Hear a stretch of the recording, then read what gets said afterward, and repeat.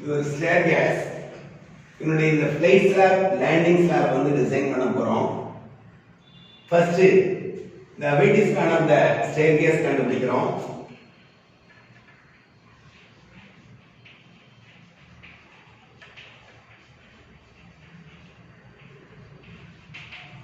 இந்த சப்போர்ட் வித்தோட பாதி 230 by 2 plus இந்த லேண்டிங் ஸ்லாப் ஒரு 1500 plus 1650 plus 1500 plus 230 by 2, that is 4880 mm. That's equal to 4.88 meter. இப்போ நமக்கு இந்த டெப்த் ஆஃப் த ஸ்லாப் வந்து கண்டுபிடிக்க போறோம்.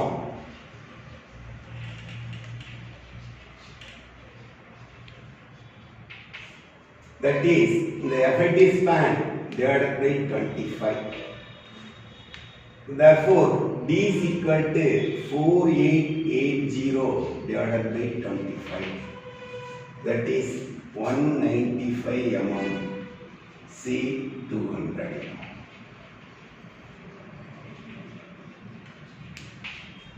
The effective cover 25 mm is assumed value. Clear cover plus diagonal பாதி. Clear cover minimum 15 mm இருக்கணும். Plus அந்த பாரோட diagonal பாதி. The effective depth is equal to capital D minus small d dash is equal to 200 minus 25, 175 mm. இப்போ இந்த cross section of the slab வந்து design பண்ணியிருக்கோம். Width of the slab எப்பயுமே 1 மீட்டருக்கு வச்சுக்குவோம். அதனால width of the slab வந்து இது வந்து இப்போ இந்த ஃப்ளைட் ஸ்லாப் வந்து டிசைன் பண்றோம்.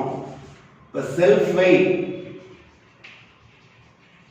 அந்த ஸ்டெப்ஸ், இந்த ஸ்டெப்ஸோட செல்ஃப் வெயிட்ங்கிறப்ப இந்த ரைஸ் பிளஸ் இந்த ட்ரெட், ரைஸ் வந்து 0.15 பிளஸ் ட்ரெட் வந்து 0.275 இன்ட்டு இந்த ஸ்லாபோட thickness 0.2 into 1 into 25, that is 2.125 kN/meter. இது இந்த ஒரு படியோட வெயிட். நம்ம ஒரு மீட்டருக்கு எத்தனை படி இருக்கோ அத்தனை படியோட வெயிட் வந்து கண்டுபிடிக்கணும். அதனால self weight of steps per meter length 2.125 divided by thread into 1. அப்ப 2.125 divided by thread வந்து 0.275 into 1. That's equal to 7.725. Live load 5 kilonewton per meter. Floor finishing 0.6 kilonewton per meter. Total load 13.325 kilonewton per meter. Factor load, design factor 1.5 into the total load.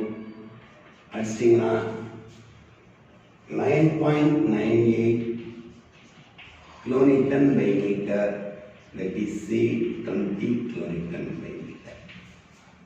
இப்போ நம்ம factor load அந்த flight slab கண்டுபிடிச்சோம். அடுத்து factor load இந்த landing slab கண்டுபிடிக்கணும். Landing slab, இந்த landing ஸ்லாபோட self wait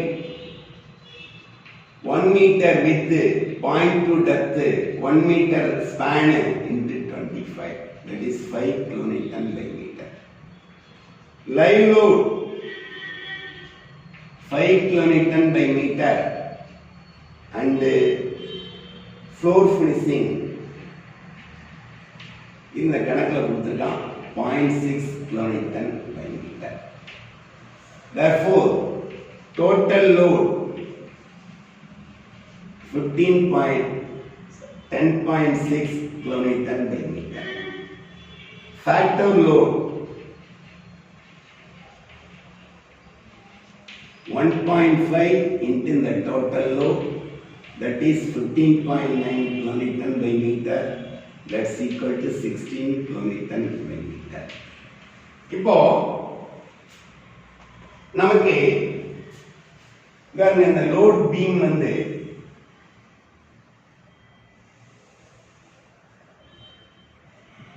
இது A, இது B support, C, D, இது இந்த desk, இந்த landing flag, இந்த 16 ல இந்த பக்கம் பாதி 8 kilonewton by meter, இந்த பக்கம் பாதி ஒரு 8 kilonewton by meter.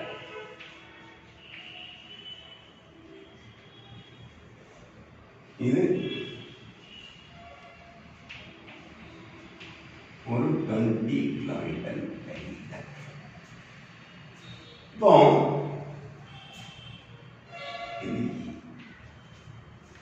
இந்த RA is equal to RB is equal to total load divided by 2. எவ்வளவு வருது? 29.42 kilonewton. So mu taking moment about E. பாருங்க, இந்த RA into so and so minus 8 into இந்த distance into the distance by 2 plus இந்த distance minus 20 into இந்த 1.65 divided by 2 into 1.65 போட்டீங்கன்னா உங்களுக்கு இந்த மொமெண்ட் mu கிடைச்சிரும். இந்த mu வந்து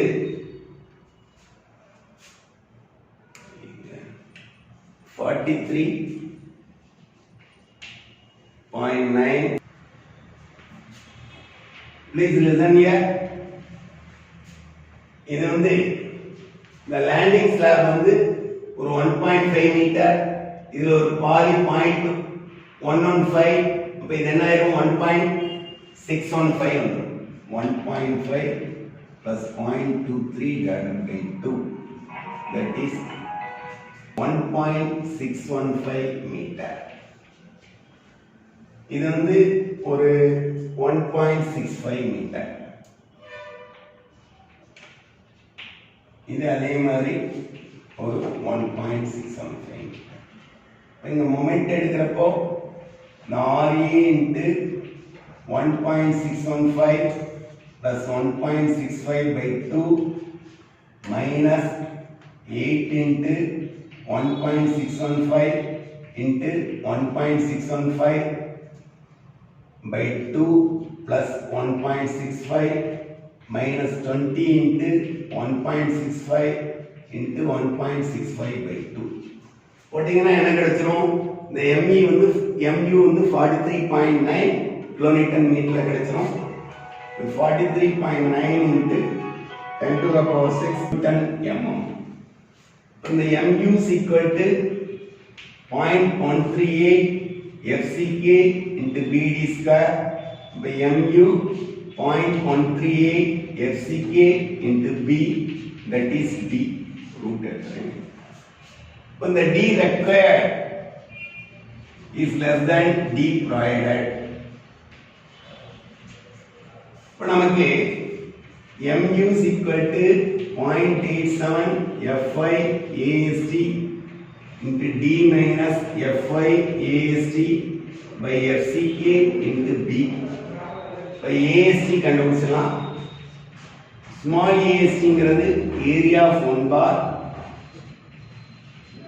The area of one bar வந்து small AST, that's equal to pi by 4 into 12 square. Spacing SV is equal to small AST by capital AST into B. The width வந்து ஒரு 1000 mm. இந்த மாதிரி landing slab designல வந்து